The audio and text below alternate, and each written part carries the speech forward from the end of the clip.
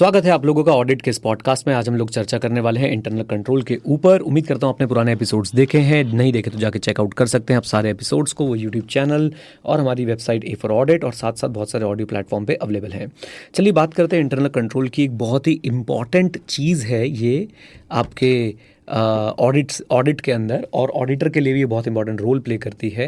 लेकिन इससे रिलेटेड बहुत सारी गलतफहमियां हैं, आज हम वो दूर करने की पूरी कोशिश जो है वो करने वाले हैं। तो सबसे पहले तो ये समझ लेते हैं कि इंटरनल कंट्रोल जो है वो किसकी रिस्पॉन्सिबिलिटी होता है, कौन बनाता है। Internal control by those charged with governance, management और अदर पर्सोनल, ये तीन लोग मिलकर बनाते हैं as far as theory part is concern. मोटी मोटी भाषा में ये जो है क्लाइंट की रिस्पॉन्सिबिलिटी होती है। आप ऑडिट करने गए हैं, आप ऑडिटर हैं, आप इंटरनल कंट्रोल नहीं बनाएंगे।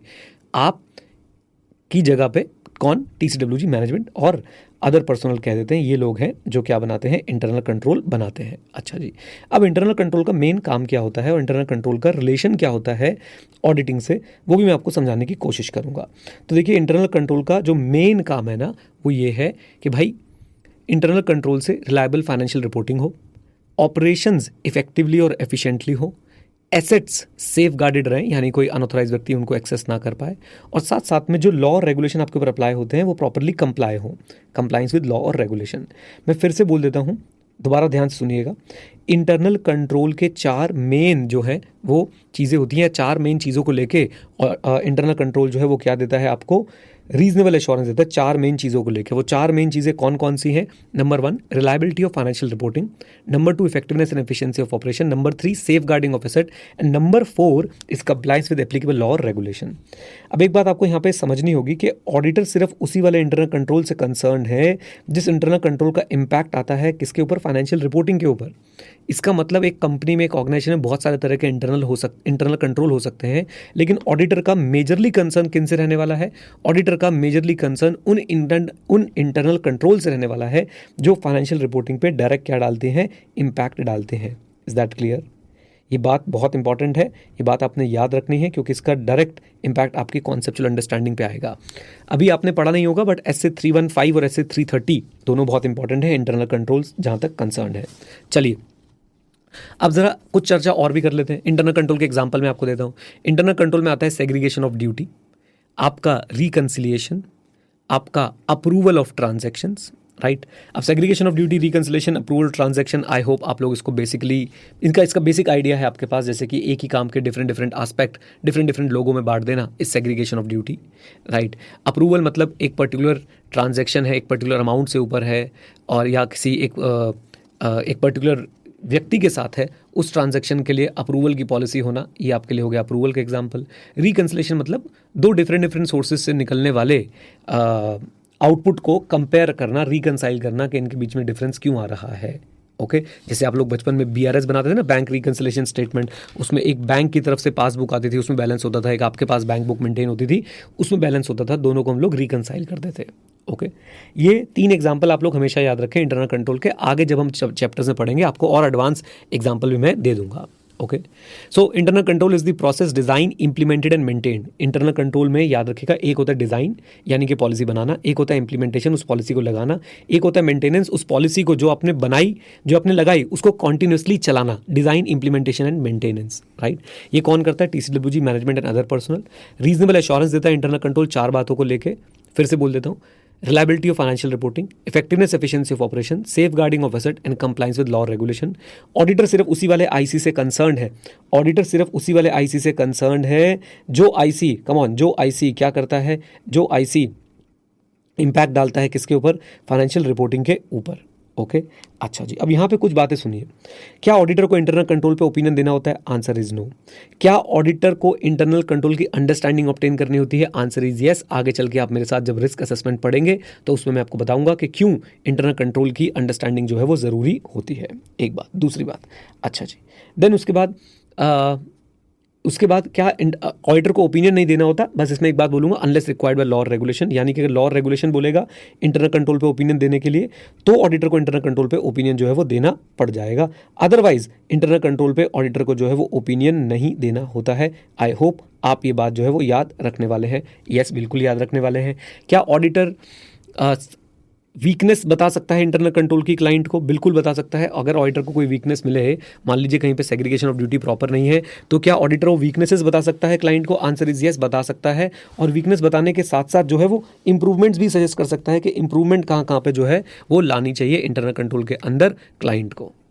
ओके, तो ये थी इंटरनल कंट्रोल की पूरी कहानी जो आपको बेसिक के टाइम पे पता होनी चाहिए। इंटरनल कंट्रोल एक पॉलिसी है, प्रोसेस है, सिस्टम है जो डिजाइन, इंप्लीमेंट और मेंटेन TCWG मैनेजमेंट और अदर पर्सनल करते हैं। इंटरनल कंट्रोल से रीजनेबल एश्योरेंस मिलती है एंटिटी को। याद रखिएगा, इंटरनल कंट्रोल का मतलब ये नहीं है कि एंटिटी में कुछ खराब हो ही नहीं सकता, क्योंकि इंटरनल कंट्रोल भी सिर्फ रीजनेबल एश्योरेंस ही देता है, राइट। किस चीज़ को लेके? फाइनेंशियल रिपोर्टिंग को लेके, आपके effectiveness and efficiency of operation को लेके, सेफ गार्डिंग ऑफ एसेट को लेके, कंप्लाइंस विद एप्लीकेबल लॉ और रेगुलेशन को लेके। एक बात और याद रखिएगा कि इंटरनल कंट्रोल बनाया क्यों जाता है। हर एंटिटी के काम में कुछ ना कुछ रिस्क होते हैं। रिस्क क्या होती है? वल्नरेबिलिटी होती है, यानी जहाँ पे एंटिटी कमज़ोर होती है, जहाँ पे उसे चोट पहुँचाई जा सकती है। अब वो चोट ना लगे, तो इसलिए उस रिस्क को कवर करने के लिए इंटरनल कंट्रोल बनाया जाता है। स्कैम 92 में आपने सुना है, जहां रिस्क वहां इश्क, बोलते ना, रिस्क है तो इश्क है। यहां बेटा याद रखिएगा ऑडिट में, जहां रिस्क वहां इंटरनल कंट्रोल। रिस्क है तो कंट्रोल होना चाहिए, अगर कंट्रोल नहीं होगा तो रिस्क भाई साहब बढ़ जाएगा बहुत ज़्यादा। ओके, चलिए इंटरनल कंट्रोल के बेसिक्स में मैं चाहता हूं कि आप इसको एक दो बार सुने और स्ट्रॉन्ग कर लें, क्योंकि इंटरनल कंट्रोल आगे चल के हमारे लिए एक बहुत अहम भूमिका जो है वो निभाने वाला है। अच्छा जी, अब छोटी छोटी सी बातें आपके साथ और कर लेता हूं, और मैं आपको बेसिकली अब एक फ्रेमवर्क पे ले जा रहा हूं। फ्रेमवर्क बोले तो कि ऑडिट जो है कैसे कंडक्ट होता है। इन स्टेप्स को याद रखिएगा, लेकिन एक बात साथ में याद रखिएगा, ये स्टेप्स किसी भी लॉक स्टेप फैशन में फॉलो नहीं होते। यानी कि ये स्टेप्स ऐसे नहीं है भाई कि बिल्कुल एकदम टुम 1 2 3 4 5 6 7 8 करके चलते जाएंगे, ऐसा बिल्कुल भी नहीं है। याद रखना, ये स्टेप्स जो हैं वो बस एक बेसिक फ्रेमवर्क है, कि बेसिक फ्लो है कि ऑडिट कैसे होता है। ओके, सुनिए ज़रा मेरी बात को। सबसे पहला स्टेप है एंगेजमेंट, यानी ऑडिटर की एंगेजमेंट की जाएगी। ओके, अब इस एंगेजमेंट के बारे में हम पढ़ेंगे, चिंता मत कीजिए। कहाँ पढ़ेंगे हम इस एंगेजमेंट के बारे में? ICAI के हिसाब से CA इंटरमीडिएट में चैप्टर नंबर 11 में पढ़ते हैं, but don't worry at all, मैं आपको अपने फ्लो में ज़रूर पढ़ा दूंगा। फिर एंगेजमेंट के बाद होती है प्लानिंग के बाद होती है मटीरियलिटी, और उसके बाद सबसे इंपॉर्टेंट काम शुरू होता है, वो है रिस्क असेसमेंट प्रोसीजर्स, या रिस्क असेसमेंट बोल लीजिए। अब ये आने वाले पॉडकास्ट में मैं आपको रिस्क असेसमेंट के बारे में बताऊंगा। फिर रिस्क असेसमेंट के बाद जो है आपके पास आता है क्या? रिस्क असेसमेंट के बाद आपके पास आता है रिस्पॉन्स टू द रिस्क, जिसे हम लोग फर्दर ऑडिट प्रोसीजर भी बोलते हैं, राइट। और इसी रिस्पॉन्स में या फर्दर ऑडिट प्रोसीजर में हमारे पास दो चीज़ें आती हैं, test of control and substantive procedure. Test of control and substantive procedure, और सब्सटैंटिव प्रोसीजर के अंदर दो चीज़ें आती हैं, test of detail and substantive analytical procedures. Okay, यहाँ तक मैं दोबारा बोलता हूँ, फिर आपको आगे ले चलूंगा। देखिए, सबसे पहले आता है एंगेजमेंट बोले तो अपॉइंटमेंट ऑफ ऑडिटर, फिर आती है planning, then materiality, then risk assessment, और you can say risk assessment procedure, then response to the assessed risk, it means further audit procedures. और फर्दर ऑडिट प्रोसीजर दो तरह के होते हैं, एक होता है टेस्ट ऑफ कंट्रोल, एक होता है सब्सटैंटिव प्रोसीजर। सब्सटैंटिव प्रोसीजर दो तरीके के होते हैं, test of detail, substantive analytical procedure. Then we have audit evidence, then we have conclusion, opinion and reporting, and finally इन सबकी क्या होते रहने चाहिए? Audit documentation. याद रखिए, आप लोग जब रिस्क असेस कर लेते हैं, रिस्पॉन्स बना लेते हैं, फिर आपको ऑडिट एविडेंस मिलते हैं। ऑडिट एविडेंस के बेसिस पे कंक्लूजन बनते हैं, कंक्लूजन के बेसिस पे ओपिनियन, और उस ओपिनियन की हो जाती है रिपोर्टिंग।